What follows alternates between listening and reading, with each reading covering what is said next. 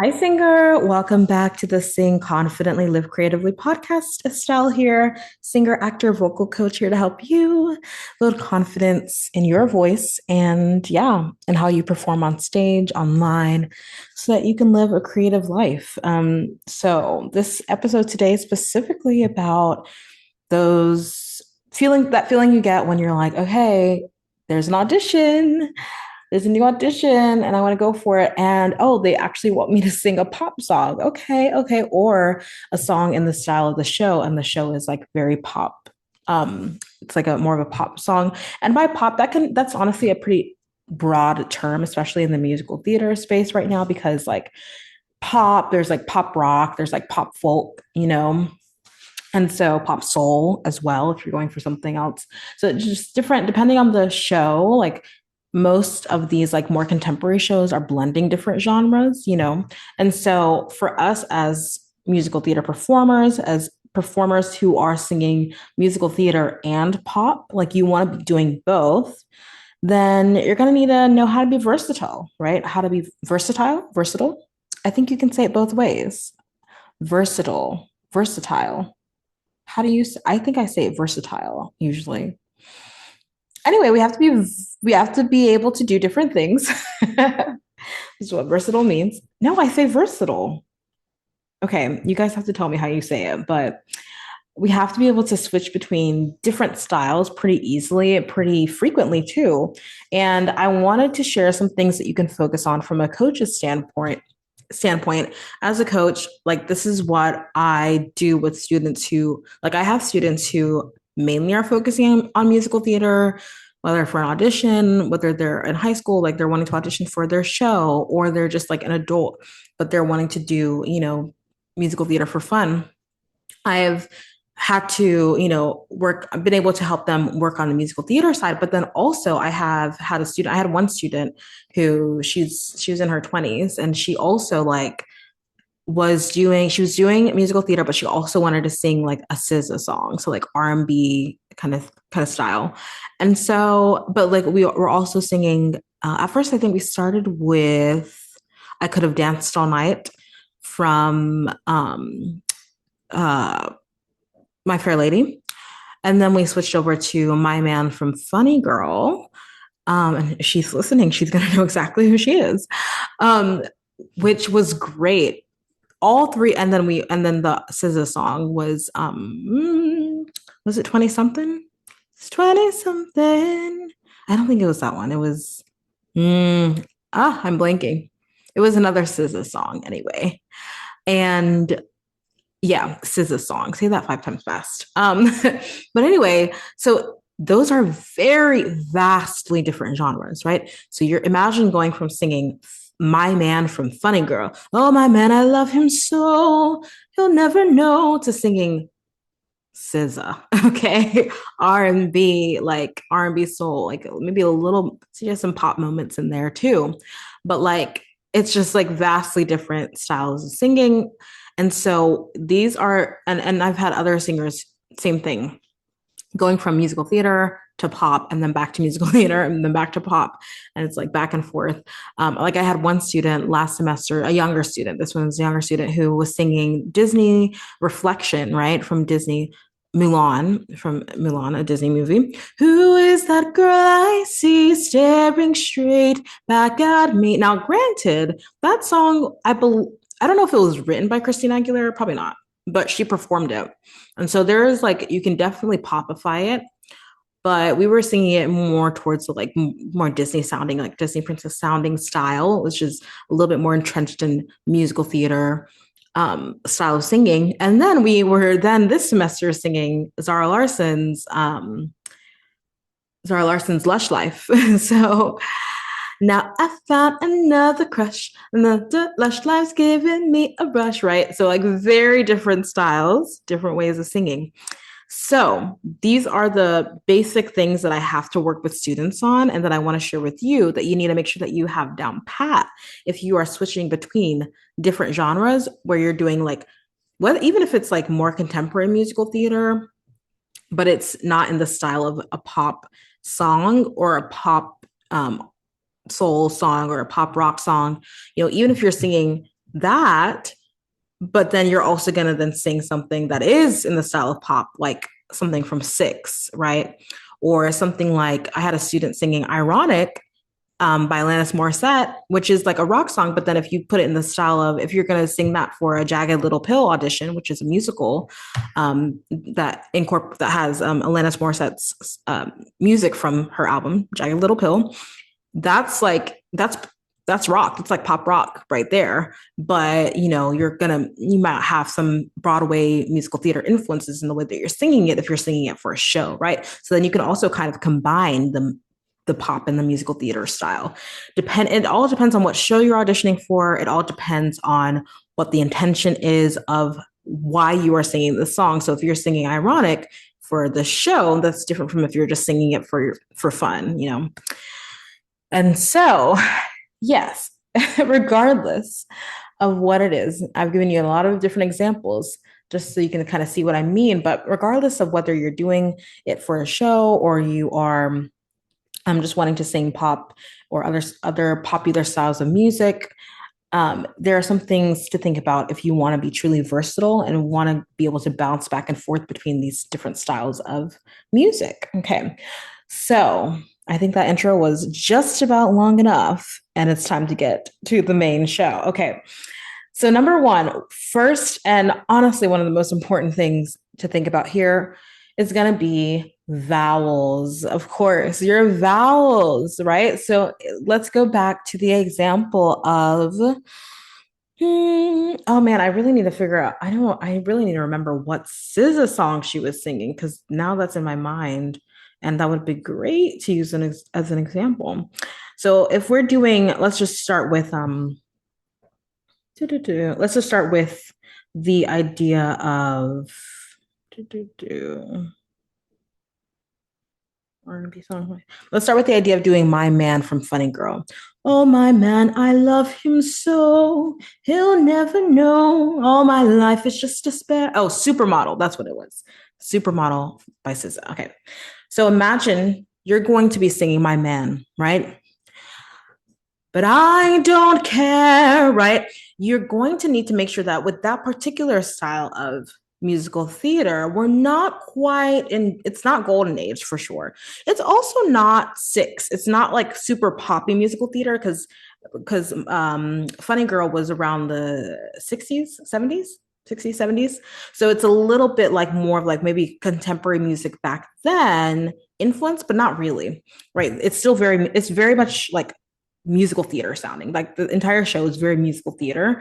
So we would want to make sure that our vowels are not too relaxed versus if we're doing supermodel. I could be a supermodel if you believed. We don't need to have super open vowels on. If you see it in me, see it in, right? Versus if we're doing My Man. If I was going to do, if you see it in me, see it in me, from in Supermodel with the more musical theater style vowel shaping, right? If you see it in me, see it in me, right? I would kind of have to emphasize the E and C versus if I'm singing it in a more contemporary style. If you see it in me, I can lean, I don't have to lean into the vowel as much. I might not have to crescendo as much, right? I can relax my vowels a little bit. So I hope that's a good example. I could definitely have come up with other examples, but yeah, you can compare and contrast different songs and think about like how you would relax it versus open up the vowel a little bit more for the sake of clarity and clear tone, which you need a little bit more of in musical theater singing. If I want to use the song Ironic and I want to sing it in a more traditional like pop rock style versus if I want to actually sing it in a show, I'll sing it differently. For instance, I might do, it's like rain on a wedding day, if I'm just singing it on my own. But if I want to make sure that I'm getting the story across and I'm going to open my vowels a little bit more, it's like a rain on a wedding day.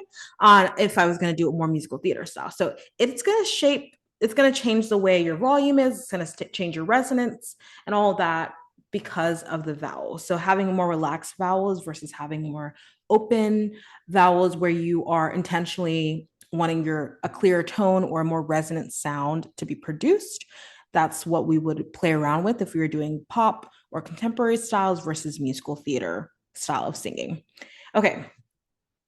I hope this makes sense. I'm using very broad terms here because these are really broad terms, like pop, musical theater, those are very broad, but just to give us a basic overview. Okay.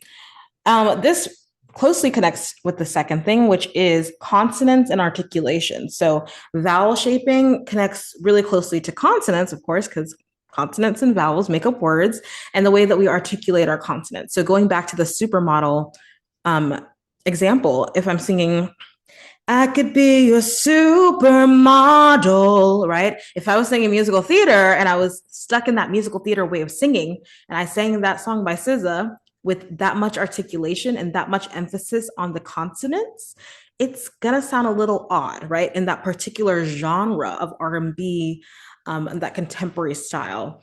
Ironically, I'm saying that I'm comparing pop and musical theater, but I'm not singing any actual pop songs. Okay, let's look at Lush Life, for example, by Zara Larsson. So imagine I'm stuck in my musical theater ways and I'm trying to sing Lush Life, and I'm going to sing, now I found another crush, Lush Life giving me a rush. It's a little bit too much articulation there. Now I found another crush, Lush Life's giving me a rush. It doesn't need to be as articulated, right? So that more relaxed articulation and relaxed consonants the second time around allows it to sound more poppy. It sounds more contemporary, and that little switch makes all the difference. Okay. Those first two examples, the vowels and the consonants / articulation, are really, really key. Like if you want to be singing musical theater, you have to be able to have more of those vowels that are going to allow you to create more resonance, more of a clear tone. And you also need to make sure you have articulation and consonants down pat. Like there's no way around it. You're going to need that. Even if you're singing pop musical theater, you're still going to need that, but it's going to be a little bit different. So you're not going to have so much of it necessarily. So you kind of have to play around with your ratios if you're singing something like Six or something even like Hadestown that has more pop folk influence in it. So, but you're going to need to be aware of your vowels and your consonants and articulation.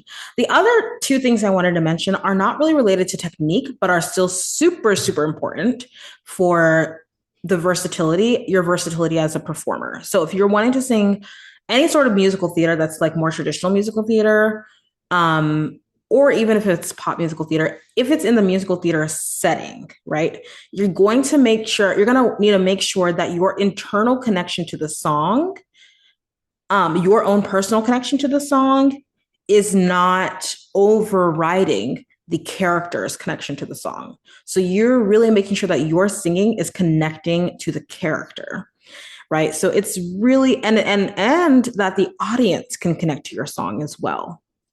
So you kind of have to subject your personal connection to the song to the character's connection and the audience's connection in order to sing a musical theater piece. However, on the contrary, if you're singing a pop song or a non-musical theater, more contemporary style song, say at an open mic night or a live performance somewhere, you're going to make sure that your personal connection to that song needs to come through, right? Maybe you're singing even a contemporary worship music at church or something. Your personal connection to the song needs to come through. So, because there's no character, it is you. And you also can consider and should consider the connection of the audience. So that there is a similarity there. And regardless of whether you're doing it in a show or you're doing musical theater or you're doing non-musical theater, you still want to make sure that the audience is connected to that song. But with musical theater, you're serving the character. It's about how are you as a character connecting to the song? Non-musical theater, you need to make sure that you are being vulnerable as a singer. And that takes courage, but you got to be able to do that in order to really connect with the song. That's going to help other people connect better as well. So that connection piece is another thing to think about. That very much differs between musical theater versus non-musical theater, pop singing. You got to be able to get that down. As a performer, it's not just about your vocals. It's about the way that you emotionally connect, or the way that you as a character are emotionally connecting to the song. Very, very important. You can have all the technique in the world, but if that connection is gone, it's not there, no one is going to care as much as they would if you have that nice, deep expression and emotional connection. All right, last but not least is, speaking of expression, is your expression versus the character expression. So this is more of that like external part of it. So if you are, of course, singing musical theater, you want to think about how would the character not only connect to the song, right, which you talked about just now, but how would they then express that, right? So are they going to, how's their body language going to be? And some of this is stuff that you'll work with your director, your choreographer to figure out, even your music director. But you as an actor, you as a performer, you as the artist can also really think about, how would my character sing this? How would they express themselves in this way? Versus if you're singing in a non-musical theater setting, you're singing a more pop song. And we can go back to the example of ironic. We can think about, if I'm singing ironic in the show, Jagged Little Pill, that's going to be different. I have to think about my character. How's my character feeling in this moment when they are singing the song, right? And how can I express that? Versus if I'm singing ironic at karaoke night because I'm having fun and I want to sing a little Alanis Morissette, or I'm doing it at an open mic night, or I'm doing it a cover song at an event that I'm playing at, I'm singing at, right? I'm not going to be thinking about a character. I'm having fun with it and I'm going to express myself personally, and if I want to, tilt my head back as I belt this song into the microphone, that's up to me to do that. But if I'm going to sing this in a show, I am not going to necessarily do that if it doesn't fit the character. Does that make sense? So your outward expression is going to vary depending on whether you're playing a character or you're just doing this as a personal performance. You're just personally performing it and expressing yourself. Either way, expression is also super important, right? So we have to be able to, not only do you need to have that personal connection to the song, but you then need to express that in a way that allows everyone else in the audience to engage and to know how you're feeling. You got to be able to share that, which also takes vulnerability and courage. And that's what I love to help singers with. So I hope that these are kind of these tools, these aspects of these aspects of singing musical theater versus pop and contemporary styles. I hope that this helps you kind of think about what you need to focus on in order to be a truly versatile artist and go back and forth between these different styles, whether inside the context of musical theater and the fact that there are lots of different styles of musical theater now, including pop and contemporary commercial music. Or you are literally not even singing, like you're not in the musical theater space at all. In some settings, you're actually just singing pop for fun or at an open mic night or whatever, versus you're going to sing musical theater at an audition and it's like more traditional musical theater. Regardless, you're going to need to be versatile. You're going to need to be versatile as an artist. And I hope that this helps you to see some things to make sure that you are focusing on when it comes to that versatility, when it comes to developing that versatility. I love to help singers with this. If you have a song that you're like, this is like a pop song, but I feel like I'm stuck in my musical theater world and I can't really sing it in a way that's relaxed. Like my vowels are not relaxed enough. Like I feel like it sounds clunky. It's not sounding good. You can come do a free trial lesson with me. It's like a mini lesson, 15 minutes. We'll chat. You can sing a little bit. I'll give you some feedback and then we can decide if you want to keep working together. It's free. So why not? Why not try it? Or if you have, for instance, you have a musical theater song that you're wanting to sing for an audition coming up, but maybe you've been stuck in pop music for a long time and you feel like you're not quite getting that musical theater vibe at all. Like it's just like not sounding good. Like you're not able to connect to it, or you're feeling like stiff when you're singing it. You don't really know what to do with your hands or your body language or your expressions. I would love to also help you with that. So you can go to creativelybyestelle.com/studio if you'd like to book that free lesson. creativelybyestelle.com/studio. Go and check it out and see if you want to do a quick little call with me. I'd love to help you out with that. And we can go from there. Okay. And overall, I want you to really, my last final tip here, my last final word here, I really want you to just be comfortable and confident singing in both styles, all out, fully being able to sing in both styles with confidence is really the goal.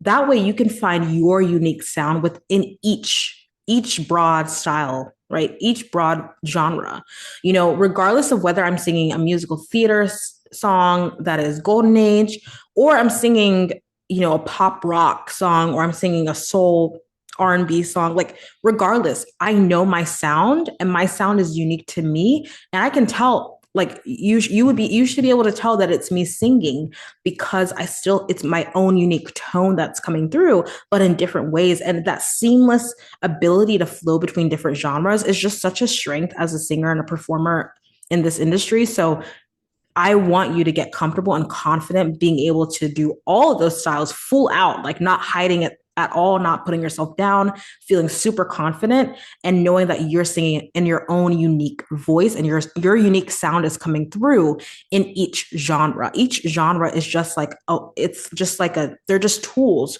for you to get your unique sound out in a different way to serve, different things that you're doing. So I hope that helps you. And I hope that is what your focus is.